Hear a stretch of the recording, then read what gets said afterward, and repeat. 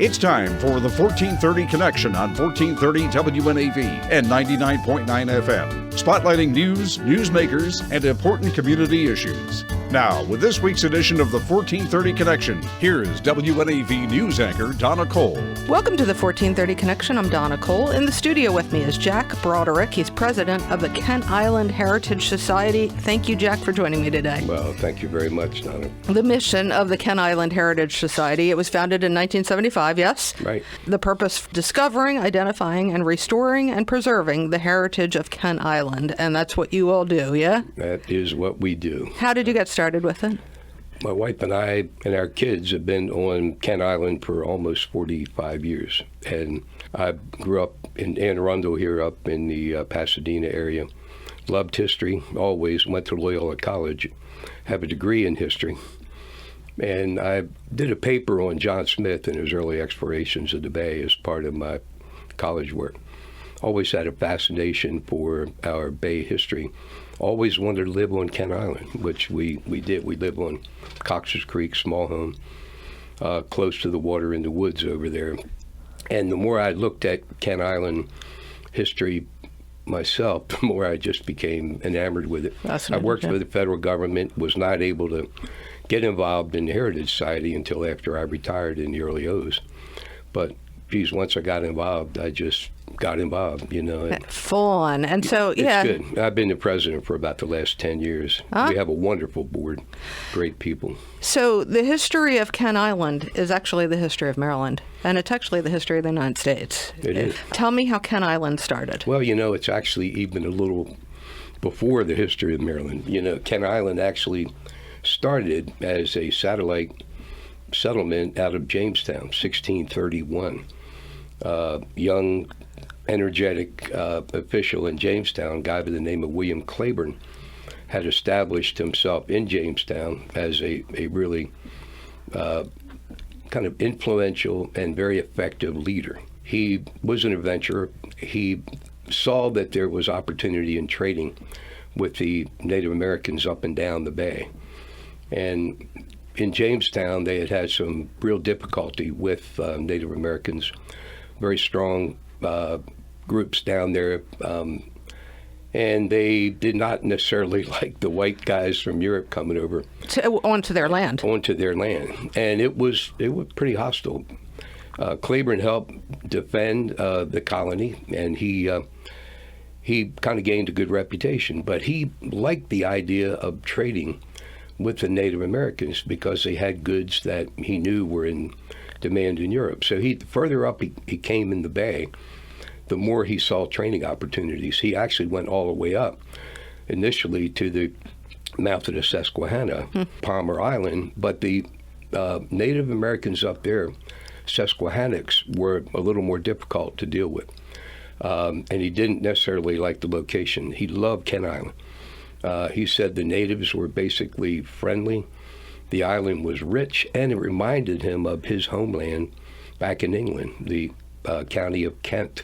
Hence he the named name. it the Kentish Isle, hence we have our name today from William Claiborne.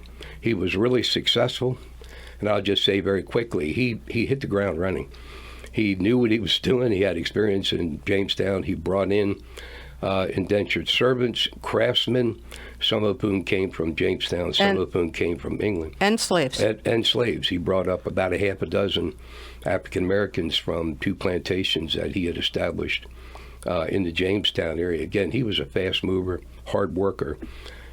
In 2 years, he came up 1631, built a fort, a windmill to grind grain, pump water, set up salt works, evaporating salt, started planting, and started trading with the natives in the area. Very successful. Fur trading business, right? Yes, yeah. Fur trading mainly.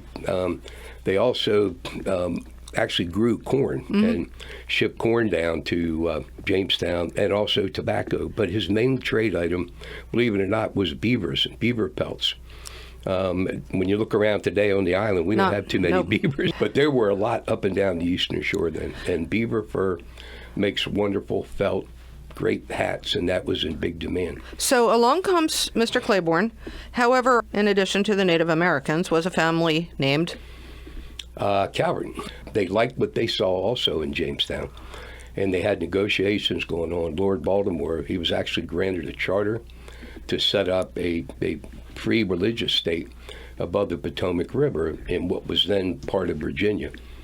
That charter was granted. They actually sailed over in 1634, March 25th. 3 years after Claiborne. Okay. 3 years after Claiborne. So, they got into a bit of a squabble.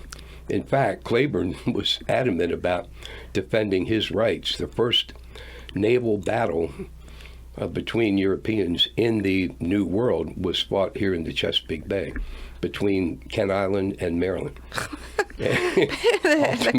I know.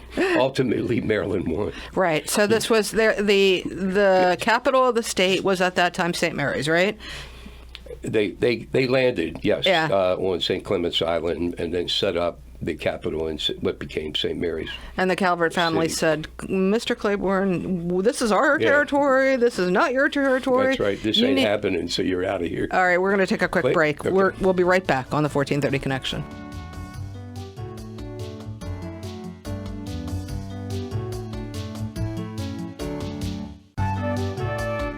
Welcome back to the 1430 Connection. This is Donna Cole. In the studio with me is Jack Broderick. He's president of the Kent Island Heritage Society. We're learning about the history of our state and about Kent Island. The battle between Mr. William Claiborne and the Calvert family ultimately ended with the Calvert family taking control of Maryland. Sure. And, Maryland Day is celebrated as March 25th, 1634, when the Calvert's group, Mark and the Dove, landed over there in St. Mary's, current St. Mary's County. Eventually, they won. Claiborne backed out, went to Virginia, argued back and forth about it for almost 40 years until he died. He loved Kent Island. He did. I mean, it was his dream, his namesake, and he always felt those Calverts stole my dream. All right. So what happened thereafter? Kent Island grew. I mean, it was a good place. It became, for about 100 years, the center of growth for the eastern shore of Maryland. Broad Creek was set up right below the Bay Bridge. It's pretty silted in now, but that was the early settlement. Shipping Creek, obvious name, was on the eastern bay side, was a shipping port. Claiborne's fortress was set up down in the southern part of Kent Island, eroded now into the bay. But it was a growing, very successful agricultural, and ultimately became a fishing area also. There were steamships landings up at the top of Love Point, right? Is that where it was? That was several hundred years after, right. But schooners really were the way up and down the bay, and it was the only way to transport goods and people up and down the bay was tall ships, sailing ships. Steamboats came in 1820s, 1830s. Chester River, north of Kent Island, became really literally one of the really active trading areas. And Chestertown grew up the Chester River. The island continued to grow. And eventually, steamboats landed in several places on the island, the most famous of which was Love Point, right at the northern tip of the island.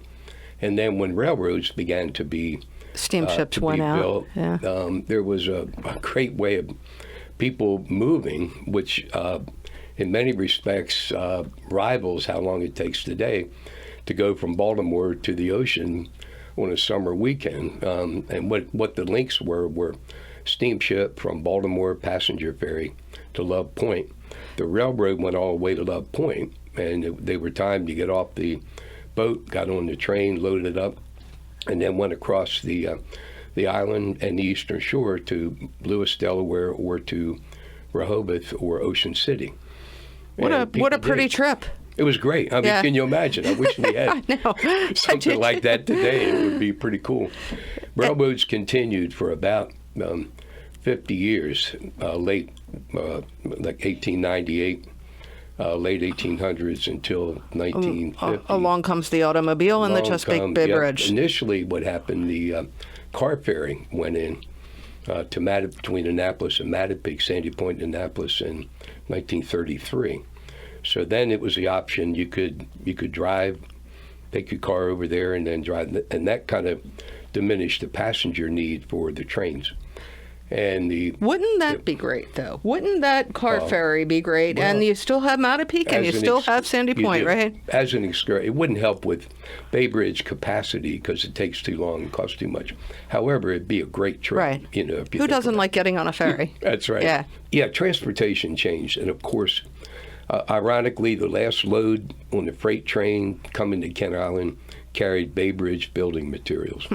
Irony. Bridge opened at 52. Kent Island came into literally the 20th century real quick. Yeah. And local author Brent Lewis, wonderful stuff book, he's written about the island in his book, and he calls that contact.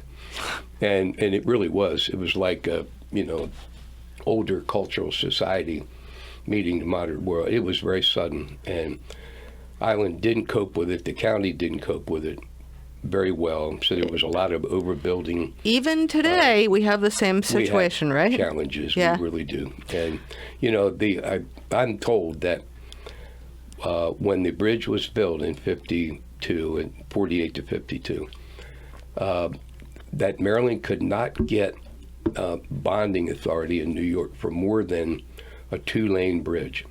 And they were told, you'll never support the amount of traffic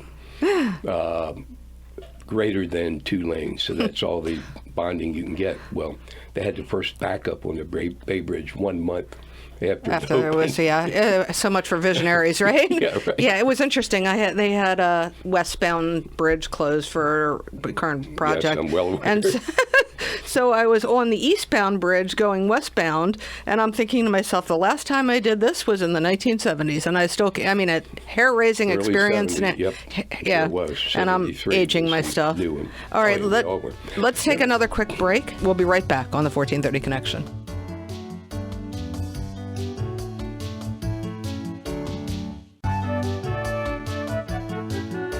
Welcome back to the 1430 Connection. I'm Donna Cole. In the studio with me is Jack Broderick, president of the Kent Island Heritage Society. We're talking about the history and the now of Kent Island. Kent Island Heritage Society's historic sites open to the public on the first Saturday of every month from April through November, 12 o'clock noon to 4 p.m. There are several sites. One of them is the Kirwan House. Tell me about Mr. Kirwan. Senator Kirwan is really a cool place. Willed to the Heritage Society by the last Kirwan family member that owned it, Catherine Kirwan, mid-90s, didn't have any kids. And she wanted that to be maintained as a monument to her grandfather, Senator James Kirwan. So we have the house, a museum store. You walk in, you feel like you're in 1900. You look around in a general store. It is cool. It's one of our open sites. The house is as it would have been when the senator lived there. The reason that the senator makes a difference once you look at Kent Island history. He, in World War I, he rallied a bunch of local citizens, the island and Queen Anne's County, and went over and lobbied in Washington to prevent Kent Island from becoming what ultimately happened at Aberdeen Proving Ground. The Army had decided that Kent Island, they needed a bombing range site and a proving ground to help in the brand new war effort in World War I, 1917. They decided it would be Kent Island. And make a long story short, the senator was successful in the span of about 2 months. Telephone and I had no idea. Energetic. Most people don't. Yeah. Even many Kent Islanders don't realize that. He prevented Kent Island from becoming Aberdeen Proving Ground. And so what's interesting now, for those that live on Kent Island, and on a day where you can hear a lot of things and sound travels on the bay, you hear that ordnance testing up at Aberdeen. I grew up on the bay myself. Yeah. We were kids. You could always hear, depending on the wind, that testing. That would have been on Kent Island. So Annapolis could have heard. And, of course, Bay Bridge, the Eastern Shore, the Upper Shore would not be what it is now. So we owe a lot to the old senator. Oh, yeah. On the farm. It is a working farm. And one of the neat things about the will Miss Catherine put in there was that the house and store had to be maintained as a museum using money generated from agricultural uses of the land. Oh, so we have a 250-acre farm, and we lease it out to a grain farmer. Mm-hmm. And we also have a hunting lease on there, and then we have cropland reserve, USDA programs marginal land. So we do generate funds and keep that going. They not only help us maintain our farmhouse and the farm, they help us do things like we're restoring a blacksmith shop that used to be on the farm, build a new building. We have the original anvil that worked on the farm, so we'll have a working blacksmith. How cool is that? Which is, it's cool. Part of Kent Island history. Now, the other sites we have in downtown Stevensville, and if you've not been to Stevensville, you walk in there, you almost feel like you're in Mayberry. Oh, yeah, totally. I love Stevensville. It's cool. We have the post office. We have a train station there that was moved in, caboose, an old historic home, Cray House. We lease the old historic bank and show that. And now we partnered with a nonprofit group that now owns historic Christ Church building, which dates itself all the way back to William Claiborne's days. Not that building, but that parish. So there's a lot of history. A lot to see, but these are only open to the public through They're open to the public first Saturday of each month. April through November, and we do special tours. Okay, what's the website, by the way? Website is KentIslandHeritageSociety.org. Kent Island Day? Kent Island Day, it's our iconic day where we celebrate the heritage, life, and culture of Kent Island. Third Saturday in May. This year in 2020, we will have it on Saturday, May 16th. Parade at 10:30. All kinds of on-stage entertainment and many historic displays, including our blacksmith, our local archaeologist, Darren Lowry, many other displays, and a lot of good local food. Also, it's a great day to celebrate Kent Island. What else is coming up? What else do you want people to know about this place that so many just rush through on their way to the beach but haven't taken the time to get to know? Yeah, you really haven't. You get off Route 50 if you can. There's so much. It's an island, so any road you go off of, you're going down a peninsula. It looks and feels much the same as it did over the last several hundred years. Some things one of the neat things we're doing is we're taking Kent Island history into Kent Island High School. We have 2 hours a month each semester with a given group of kids. And this time we're starting this Friday, this semester. And I'll go in dressed as William Claiborne and tell that story. It is so cool. And for those of you that don't have a high schooler, I can tell you that they don't learn about the local history, and it's so important. They really don't. And, we try to engage the kids by telling stories and taking Indian artifacts and have them handle it, It does something, it moves you. But the kids are cool. I mean, they're engaged. And so many times we hear them say, man, I go by this stuff every day. I never knew it was here. Yeah, and by the way, they forget what they learned in first grade and second grade. They do. So, yeah. We bring them to the sites also as part of that. That's so cool. And take them around. That's really neat. One of the other things we have coming up in March, third Wednesday in March, in historic Christ Church in Stevensville, local archaeologist, very famous guy, Dr. Darren Lowry. He came and spoke last year, done a lot of work on the island over the years. He's going to come in again, talk about his work and about a new dig and survey he's going to do this coming summer. Thank you very much for doing what you do. History is so important. This is our country's history. It's not just Kent Island. It is. I appreciate your time today. Thank you very much. It's been a real pleasure being here today. This is Donna Cole on the 1430 Connection. We'll see you next week.